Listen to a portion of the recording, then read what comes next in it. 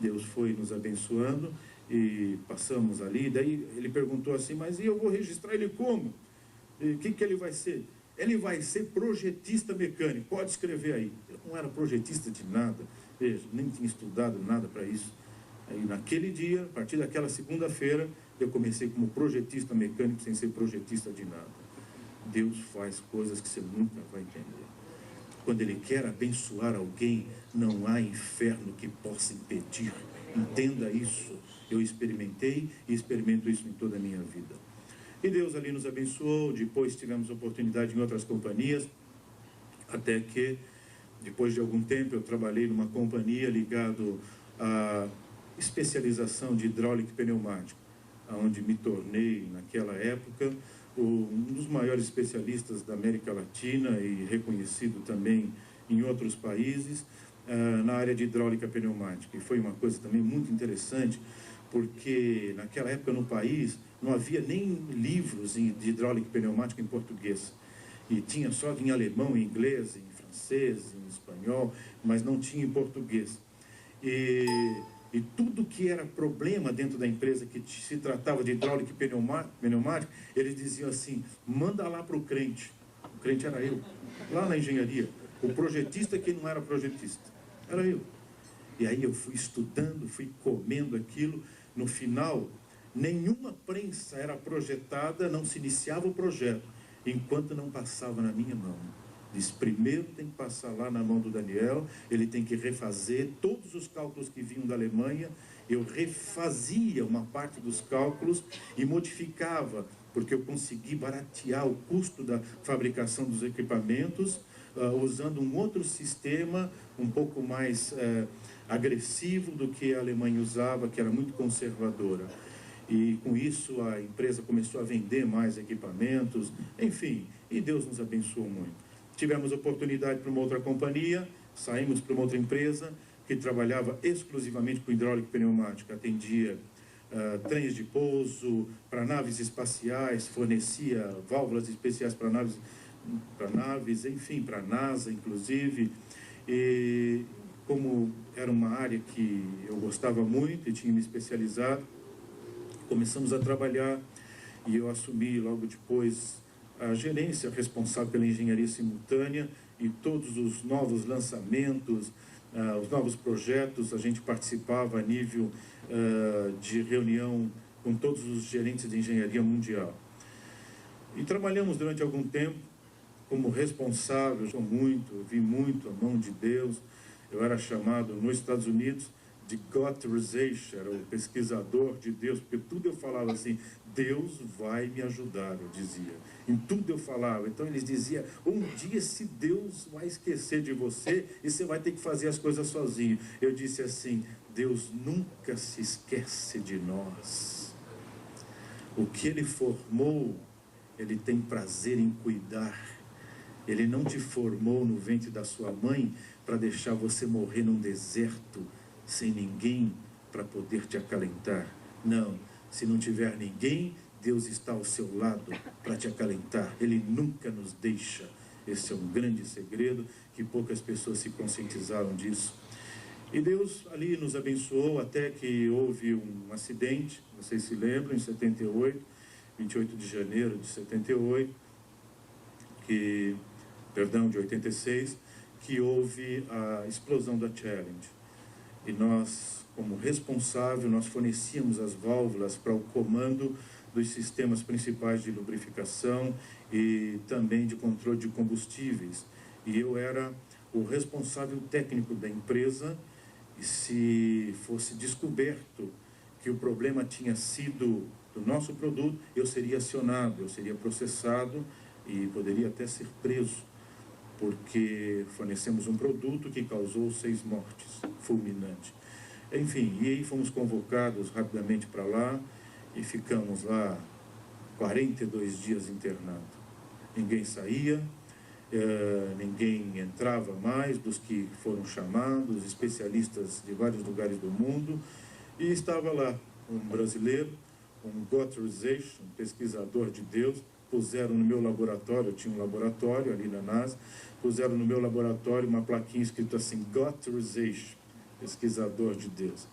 No segundo dia que eu estava na casa, o diretor maior da casa, que está lá até hoje, um ateu, confesso, dizia ser ateu, não acredito, eu sou um físico nuclear e para mim não existe Deus, existe o que eu posso ver, o que eu posso tocar e o que eu posso criar, assim ele dizia.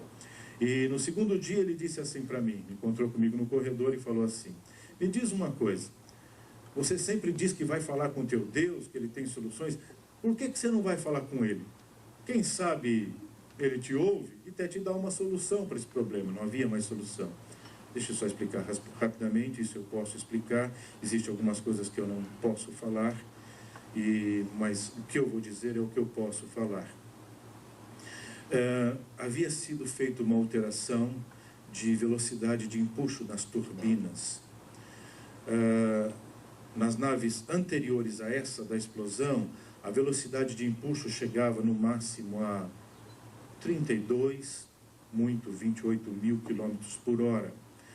Porém, com esta velocidade de empuxo, o número de entradas e reentradas na estratosfera, desculpa, não tem outros termos, esses são os termos mais simples tecnicamente, entradas e reentradas é que é necessário calcular o tempo exato de saída da estratosfera, senão fulmina a nave espacial. É a mesma coisa que acontece com o meteoro, quando vai entrar na estratosfera, às vezes ele tem um tamanho 100 vezes maior, a estratosfera fulmina ele, ele vira pequenos cascalhos. É mais ou menos o que iria acontecer com a nave, e tanto na saída como na reentrada. E nós fizemos alguns cálculos, se aumentasse as velocidades de empuxo das 2 ou 3 turbinas, talvez acima de 55 mil quilômetros por hora de velocidade, poderia ter não mais uma saída e uma reentrada por semana, mas 6 saídas e 6 reentradas por dia. Isso quer dizer que facilitaria muito as viagens nessas condições. Então foi isso que aconteceu. Faltou um detalhe importante de um dos lubrificantes que travava o sistema, que garantia o movimento da válvula principal de comando. E quando se aumentou a velocidade, houve uma mudança na energia cinética e na energia dinâmica de todo o sistema, que foi um pequeno detalhe que não se levaram em consideração, e ela travou a válvula do comando aberta e uniu os dois combustíveis, o sólido e o gasoso, e ele explodiu. Eles não conseguiram acionar porque houve uma quebra do grão do lubrificante e a válvula travou. O mesmo que ocorria, em vez de quando você ouvia nas notícias, travou o trem de pouso e não desceu o trem de pouso, nem o sistema de emergência, e teve que descer de barriga o avião. Lembra? Antes de 86, era comum, em vez de quando você ouvia isso, somente nos aviões pequenos. Depois de 86, você nunca mais ouviu isso. Por quê? Eu vou te dizer. E aí, o que aconteceu?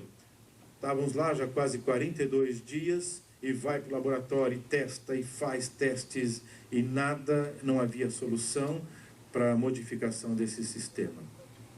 Quando foi já quase com 42 dias que estávamos lá, eu encontrei novamente esse ateu. Antigamente eu citava o nome dele, eu não posso mais, e ele disse assim para mim: não porque ele não permite, é que o sistema de segurança é que não permite. E o que aconteceu? Ele pegou e me disse assim no corredor: e aí, cadê o teu Deus? Será que ele não foi viajar? Quem sabe ele está passeando, não pode te ouvir? E zombou de mim ali, zombou de Deus. Naquela hora, eu vou dizer para vocês o que eu senti. Os meus dedos dentro do sapato, eles começaram a aquecer, esquentar. E eu ouvindo ele, eu olhava para o meu pé como querendo ver os meus dedos, porque eu não sentia mais eles dentro do sapato.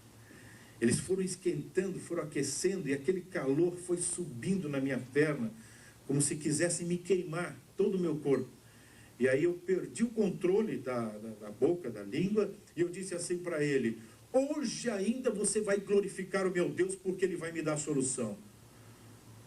Ele disse assim para mim: se o teu Deus fizer isso, é sinal que ele fala com você, então é sinal que ele é vivo. Eu sou o primeiro a glorificar então o teu Deus, porque então ele merece. Ele disse. Ninguém tinha solução. Tinha aproximadamente na casa de todas as áreas, de vários lugares do país, do mundo, desculpa, mais de 380 experts em diferentes áreas. E não havia solução. Eu voltei para o laboratório, eu disse, meu Deus, o que eu falei para esse homem? Eu não tenho solução nenhuma. E agora, Pai? O Espírito Santo me acalmou, eu senti uma paz, essa mesma que o irmão Rangel disse, que aquele empresário lá na Índia sentiu, eu senti uma paz, uma calma que entrou na minha alma. Voltei para o meu quarto, que era do lado do laboratório, ajoelhei e comecei a orar.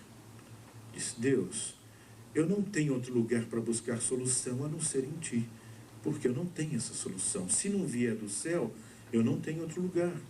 Eu estava com a Bíblia aberta, ela estava lá em Êxodo 30, 22, e lá tem algumas fórmulas que Deus deu para o perfumista e para o sacerdote que fazia o incenso, que após a liturgia do culto na época era aspergido.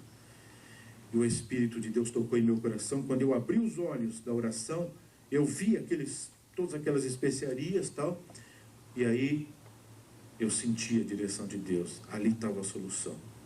Voltei para o laboratório e disse assim, eu já tenho a solução. Este dito ateu disse assim, só se Deus falou com você, só se você buscou no céu, porque ninguém tem nada até agora. Eu disse, é de lá mesmo que veio, é do céu, se você quer saber. Ele disse, então vamos ver. Alguns componentes não tinham, um tinha na Turquia, outro só em Israel. Os caças foram rapidamente lá buscar, em questão de horas já estavam de volta.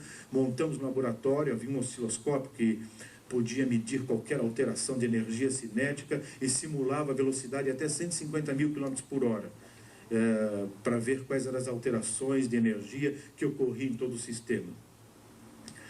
Montamos lá todo o sistema e aí eu peguei 2 gotas de betume. Sabem o que é betume? É o óleo grosso, petróleo bruto antes de ser tratado. Peguei 2 gotas, coloquei, eles ficaram todo mundo olhando para mim, o que você vai fazer? Eu falei assim, fique em paz. Da onde vem a fórmula, ele sabe o que faz, eu disse. Eu estava em paz, eu lhes confesso, não sabia, veja, como homem, se aquilo ia dar certo. Mas como servo de Deus, eu tinha convicção que o que Deus faz, Ele não brinca com seus filhos. Eu tinha convicção. E aí montamos e começou a testar. Chegou a 38 mil. Este homem, dito ateu, já andava de um lado para o outro. O osciloscópio, ele é enorme, ele tem quase 1,80 m de diâmetro. Você vê de longe. E não havia a menor alteração do grão, não se quebrava o grão. Chegou a 45 mil, nenhuma alteração. O melhor que existia anterior, quando era 28, ele já quebrava o grão e travava todo o sistema. Já estava a 55 e nada tinha acontecido. E ele já andando rápido de um lado para outro, e batia no meu ombro e dizia assim, mas que negócio é esse? Como é que é isso aí? Da onde você foi buscar? E que Deus é esse? Como que é isto? E começou já, e me sacudia o meu ombro, como se queria tirar de dentro de mim o que é que eu tinha feito, da onde eu tinha tirado aquilo. E eu glorificando a Deus, ainda calmo, glorificando, agradecendo a Deus, e o osciloscópio foi subindo, 80, 85 mil km por hora, não acontecia nada, e se provou ao contrário. Quanto maior era a diferença de energia, quanto maior era a carga de pressão sobre o sistema, menor era o atrito, e melhor era a capacidade do grão para se submeter àquela situação. Era o contrário às leis da física, contrário ao que tudo se sabia até aquela época sobre aquele tipo de grão. Era o contrário, o oposto. E aí chegou, o equipamento só chega até 150 mil, quando já estava 140, parecia que a parede todinha ia arrancar, porque é um barulho ensurdecedor, insuportável, e nada havia acontecido. A performance era melhor, quanto maior era a velocidade, maior era a carga e as diferenças de energia. A essa altura ele já estava pulando de um lado para outro, todo mundo gritando. Lá é comum, quando se descobre alguma coisa, é coisa de malucos, de pesquisadores, é o que se diz, né? Mas é isso mesmo, na realidade é um pouco assim também. Talvez o que você imagina um pouco é o que acontece lá. Quando se descobre alguma coisa, parece um bando de louco, todo mundo pulando, gritando. E quem descobre, tem uma lei na casa, quem descobre tem autonomia para decidir o que é que todo mundo vai gritar. É coisa de pesquisador mesmo. É bem por aí. E aí eu disse, parem, todos. Um gritava eureka, outro gritava não sei o quê. Todos agora vão gritar, glórias a Deus, aleluia. Cristo é vivo, só Ele faz estas coisas. E este dito ateu, eu falo e toca a minha alma. Era o primeiro na frente gritando e pulando. Foi filmado e está lá na história da NASA. Veja, ele era ateu até aquele dia. Hoje ele não é mais. É um cristão que glorifica a Deus, serve a Deus e não faz nada sem falar com Deus. E ele diz, o que eu sei, eu só sei porque Deus permitiu que eu soubesse. Essa é a grande